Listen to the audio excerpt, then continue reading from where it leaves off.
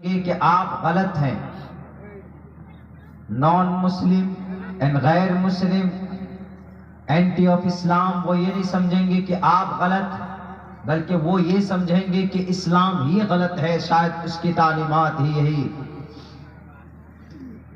اگر آپ کے معاملات اچھے ہوں، لوگوں کے ساتھ لین دین اچھا ہو، لوگوں کے جو حق ہے آپ اس کے پورے کرتے ہو ایمانداری کے ساتھ، تو آپ ایک بہت بڑے وبال سے، بہت بڑے عذاب سے بچ سکتے.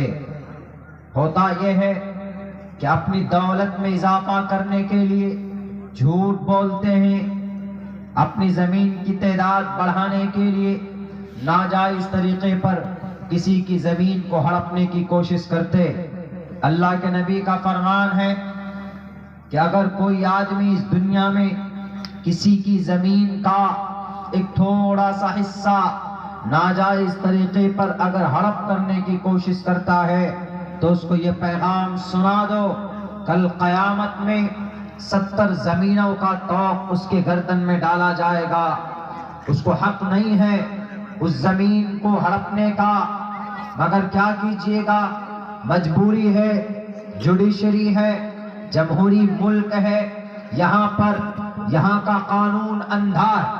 آپ نے عدالت میں دیکھا ہوگا کہ وہاں پر ایک ترازو ہے، اس کے ہاتھ میں ایک پتلا ہے، اس پتلے کے ہاتھ میں، اس مورتی کے ہاتھ میں ایک دیوی کی انصاف کی ترازو، اور اس بت اور اس مورتی کے آنکھ میں کالی پٹی بندھی ہوئی ہوتی. اس کا مطلب یہی ہے کہ بھارت کا قانون اندھا قانون ہوتا ہے. اس میں جس کے شواہد، جس کے دلائل زیادہ مضبوط ہوں گے وہ آدمی میدان جیت جاتا، وہ آدمی کیس جیت جاتا. تو جو بھی آدمی کسی کی زمین ہڑپ رہا ہے، اگر وہ دیوپتی ہے، اگر وہ منسٹر ہے، تو وہ پیسے دے کر، رشوت کی تھیلیاں کھول کر، ناجائز طریقے پر وہ کسی غریب کی زمین کو ہڑپنے کی پوری کوشش کرتا.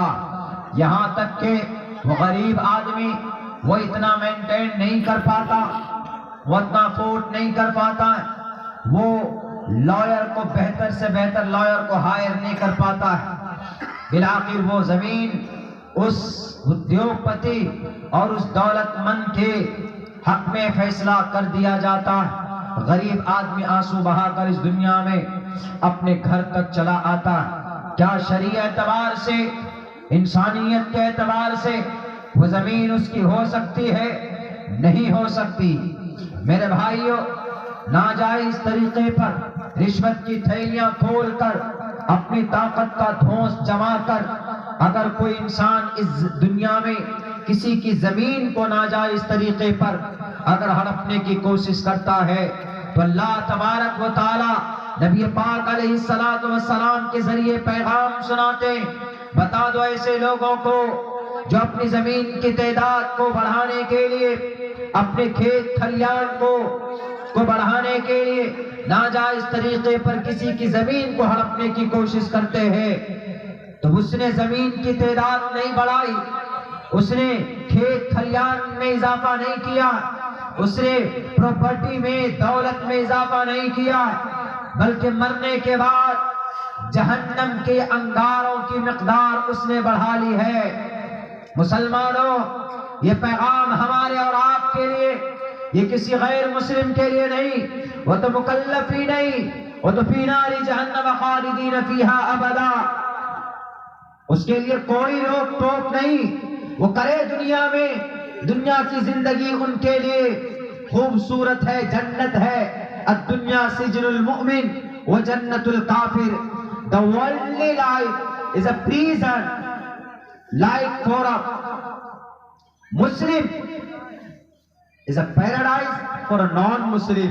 کہ دنیا یہ قید خانہ ہے مسلمانوں کے لیے. کیوں؟ ایک مثال دی سمجھانے کی کہ جیسے قید خانے میں، دنیا کے جیل میں آپ ہر سکون کو حاصل نہیں کر سکتے، اپنی من مرضی زندگی نہیں گزار سکتے، just like that، سیم اسی طریقے پر دنیا کے اندر ایک مسلمان اپنے قرآن سے، ایک مسلمان اپنے شریعت سے ہٹ کر اپنی زندگی نہیں گزار سکتا۔